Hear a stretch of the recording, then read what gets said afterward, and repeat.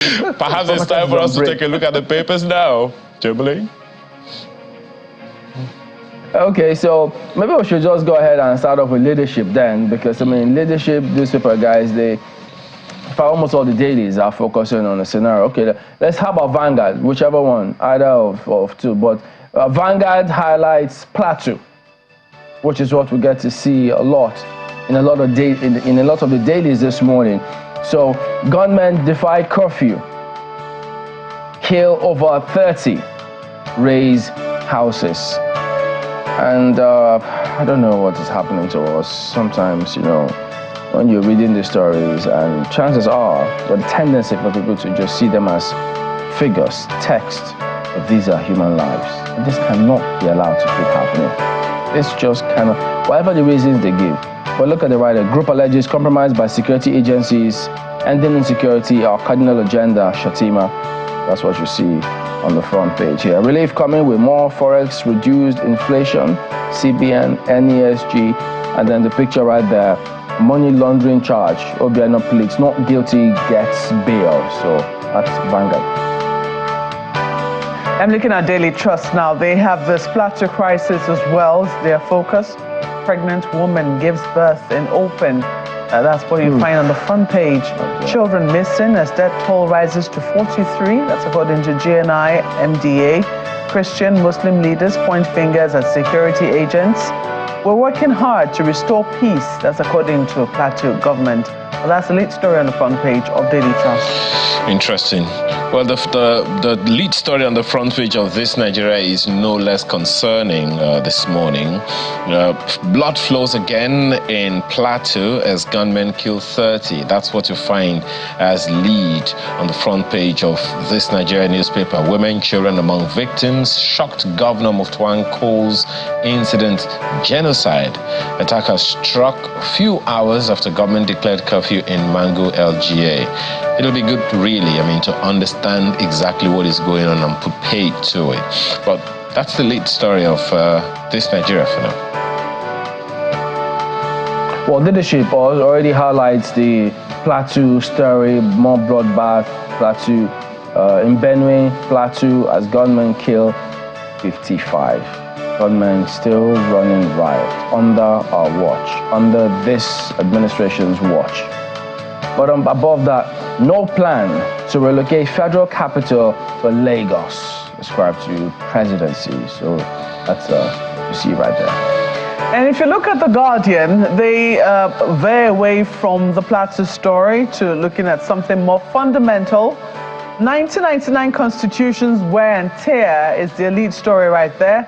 Endless reviews, amendments cost National Assembly 1 billion naira yearly.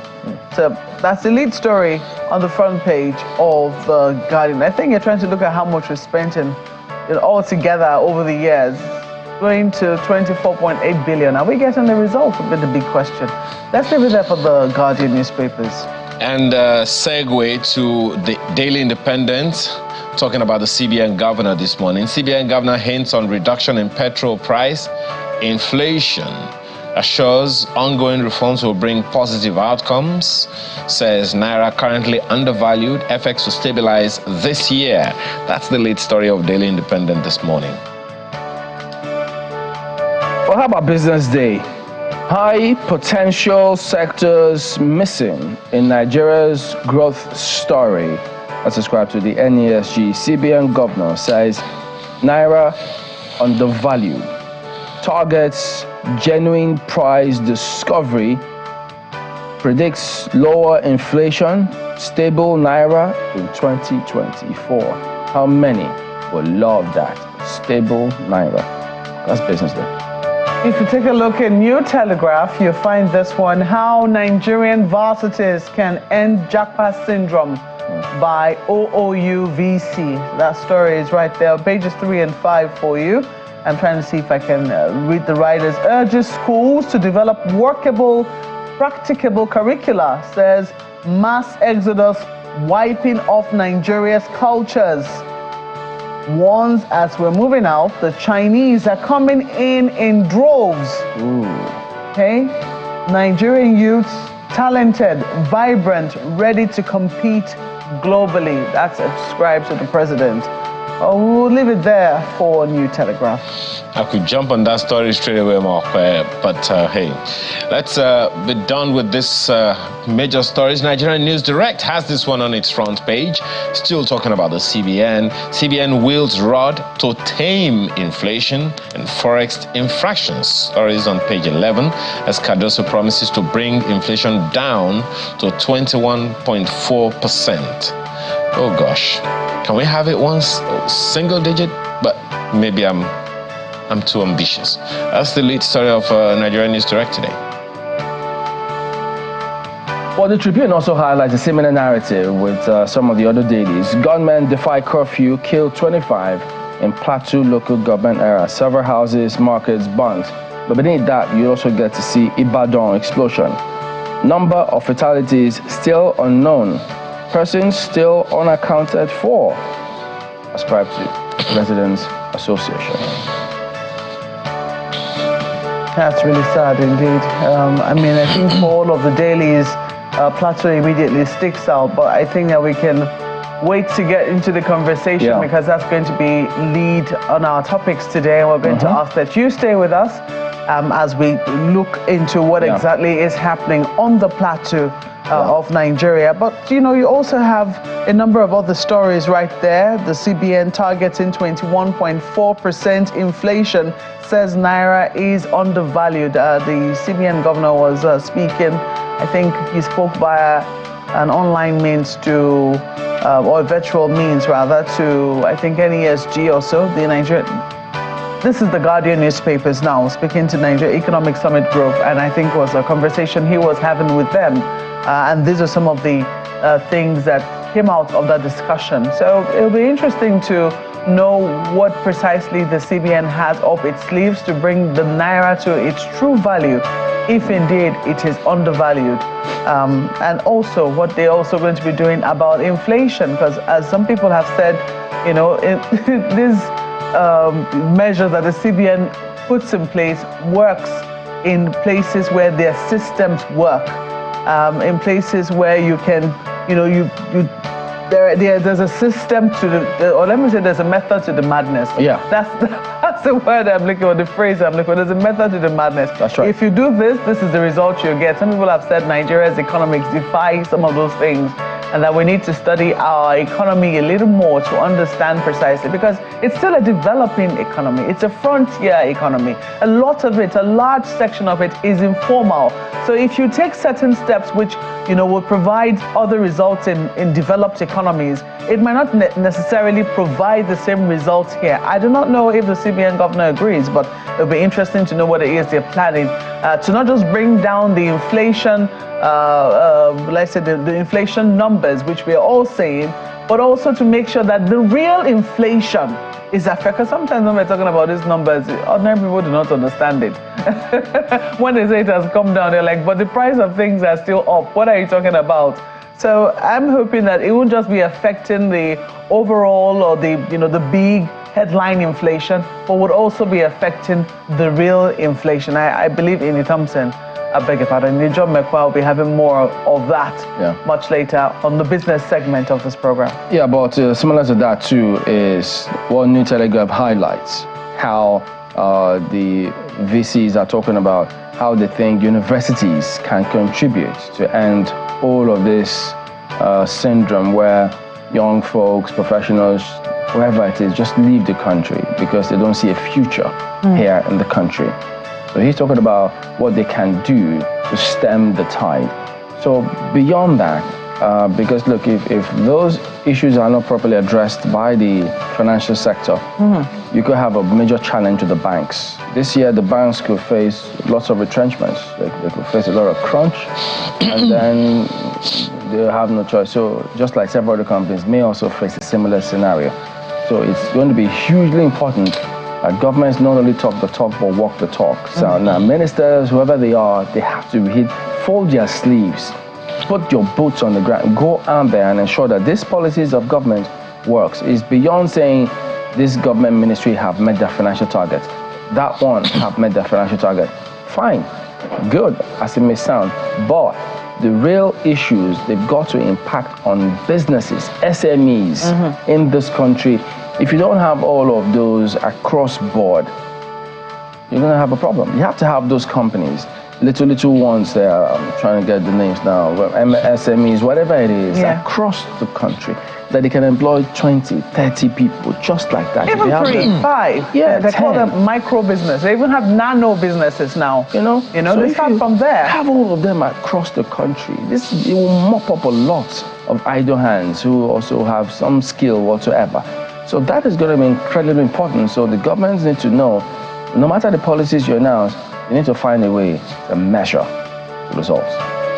I think what's important in what you have just said now, Chamberlain, is in communication. I say this all the time. How we get the message to the people, how we get the message to the people that really need that information. I think it's a lot more critical in all of the conversations that we're having, because if the people don't get it, there's a problem. There are countless fantastic policies over the years. The challenge we often talk about has always been in the area of implementation. And implementation starts from the major stakeholders even having a good enough understanding of what they're supposed to do and what the outcomes are. Speaks to also what you raised the other time, Alpa, in the issue that you talked about in business. The NESG conversation, that conversation with Mr. Cardoso, I think it actually came from the 2024 macroeconomic outlook launched by the Nigeria Economic Summit Group. And that event, by the way, I would say is an elephant, because it really depends on what angle of it you're looking at. The Business Day newspaper today, for instance, also took a look at another part of that particular conversation. High potential sectors missing in Nigeria's growth story. That's part of the outlook of that economic outlook, that event that the Nigeria Economic Summit Group had. High potential sectors missing in Nigeria's growth story. That's the lead of that paper, and then the CBN was talking about, the Business Day was talking about CBN governor saying Naira undervalued, targets genuine price recovery and all of that. And so perhaps the question to be asked then would be, what are these high potential sectors that are missing in Nigeria's growth story? A good number of people say that loads and loads of insecurity that we are talking about in the Benue, in Benue State and on the Plateau, have to do with solid minerals. The Minister for Solid Minerals has said that countless times. The question is, what are we doing? These high potential sectors, what are these high potential sectors that are missing in our growth story? Coming from no less than Nigeria Economic Summit Group. And consequently, I think they also asked the federal government, the president, to engage professionals in policy professionals, so to speak, in getting all of these things done. You know what? If some of these things, these are factored in, as you mentioned, Chamberlain, so many other people will be properly mopped up from the unemployment basket. That's huge, and a huge concern to Nigeria. So my take from the front page of Business Day today. And if you also look at the front page of I think that's the front page of this Nigeria newspaper, yes. The presidency also had this conversation that they are, talking about from the front page of this Nigeria. The presidency saying Tinubu has no plan to relocate federal capital to Lagos, and saying that ethnic bigots are behind claims. Those who believe that the conversations around moving certain departments of the CBN and the FAAN to Lagos, they are looking at some political leanings to it. I think it's important for the federal government's ministries, departments, and agencies not just to give the people the headlines, but to also give an understanding. What are the figures behind it? There are those who are saying that the CBN, for instance, spend a lot of money sending people to Lagos to come and do one job or the other. Is that information from the CBN also in public domain.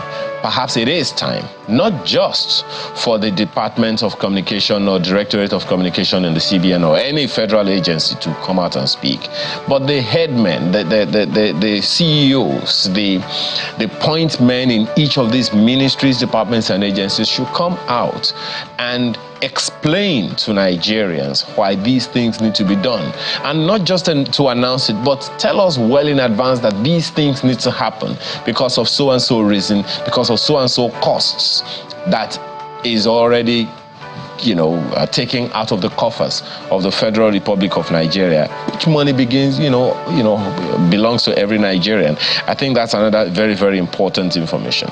Dare I also talk about that story on the front page of the Vanguard newspaper about the gunmen defying the curfew and killing over 30 and raising houses. It's on the front page of this Nigeria. It's also on the front page of the Vanguard newspaper right there on your screen right now. While speaking about it, the Chief of Army Staff, I think, was the one that said, look, we are aware that this thing has been on for about 10 years. 10 years, insecurity, lives lost. In fact, some people are already, I think it's the governor of the state, one of the papers said, quoted the issue as calling it a genocide. Now that is coming from a governor, whom in most cases we call the chief security officer of his state. What is happening? I have implicit confidence, I'll say it again, implicit confidence in our security apparatus. I have no doubt that they know what they're doing and they know what to do. The question is, why does this seem intractable? What exactly is happening? There are some who say that it's because of some mineral deposit. There are some who say that there are some powerful policemen, powerful politicians behind these things. Do powerful people need some people to die so that they can live? I was asking, just thinking about it this morning, Jamelin and Malkwe, how many years do we all have to live in this house? Those people who are fomenting trouble today, please, for how long do you have to live? Because our lives are terminal. And as a popular musician Wizkid said, life is cheap. So exactly what's happening here, I'm trying to understand, guys.